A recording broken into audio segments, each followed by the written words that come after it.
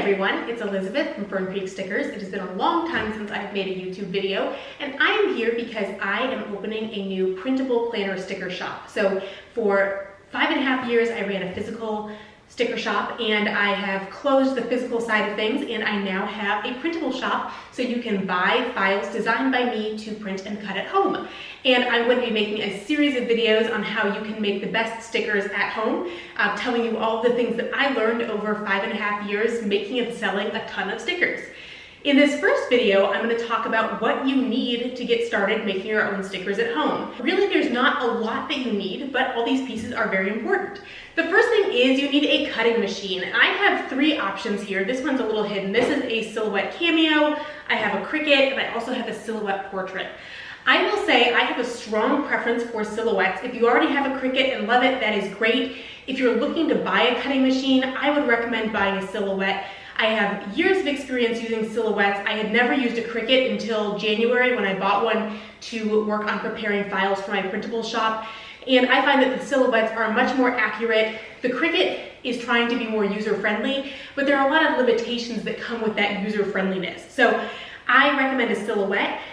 In terms of which size of silhouette to get, so the cameo, which is back here, will use up to 12 by 12 media.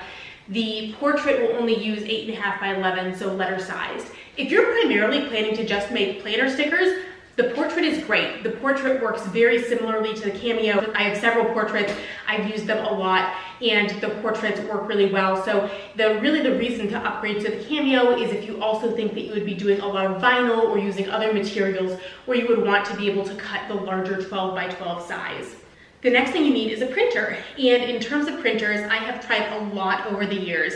My favorite are the HP photo printers, and I've used a variety depending on HP has come and gone with some different models, so I've used some different ones over the years.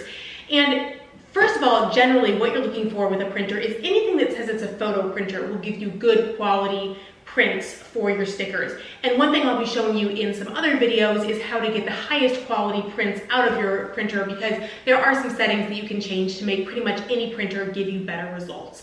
But anything that says it's a photo printer should be good. The reason I like the HP printers is because of their instant ink program. So that's where you pay by page that you print, not by ink cartridge. And for printing something like stickers that's full page color a lot of the times, the instant ink is a much better deal. Depending on your plan, it's about 5 to 7 cents a page to print. And they send you new cartridges in the mail when you need them, and you just pay a subscription fee for how much you plan to print in a month. If you have extra pages, they roll over. I've used instant ink for a long time for my business and have found it really useful. So I think it's very cost effective, and I've also been pleased with the print quality that I have gotten from the HP printers. This is an HP Inspire 7955. This is the one I've been using most recently, but again, I've had lots of success with other HP printers. You can get pretty good results from a low-end photo printer. Again, a lot of it is about changing settings, and the biggest drawback you'll find is speed. The other kind of printer that I recommend are the Epson tank printers.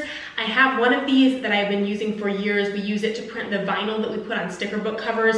It's gotten a lot of use. It has really great print quality, and the tank on it means that you, instead of using ink cartridges, you fill up with bottles of ink when the tank of ink is running low. So it's also very cost effective. The ink lasts in the tank a long time, and it doesn't dry up. There aren't a lot of issues if you're not using it too frequently. So I think that the tank printers are also a good choice in terms of being cost effective, and I think that and my experience is you also get great quality from them.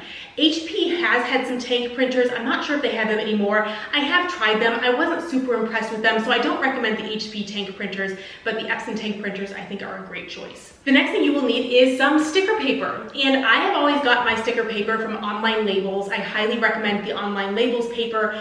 I primarily, for my sticker shop, used their removable mat, and I really like that. It's you get pretty good print results on it, and it is also low adhesive, so it's repositionable, which is great for planner stickers. But you can also get regular matte, you can get glossy, you can get premium matte. They have lots of options.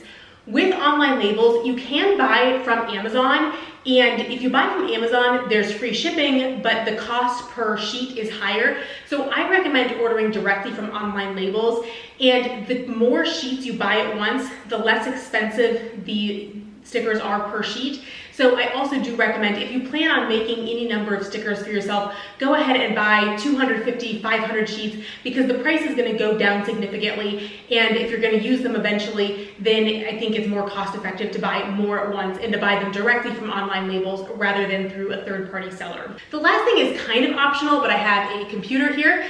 Both Cricut and Silhouette now do have mobile apps that you could use, so you can cut from a phone or a tablet.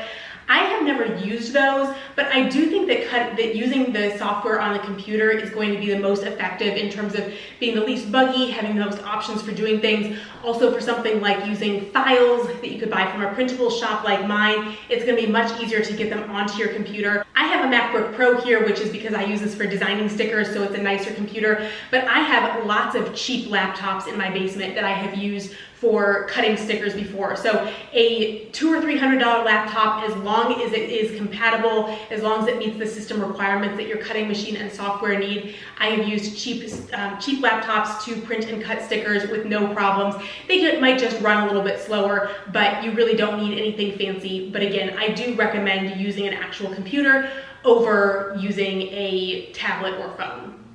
So this is in a nutshell what you need to get started making your own stickers at home: a cutting machine, a printer, some sticker paper, and optionally a computer to use. And I will be in my next videos. I will walk you through the process of printing and cutting your own stickers using my printables files on both Silhouette and Cricut, and also on how to get the best results possible from your stickers at home.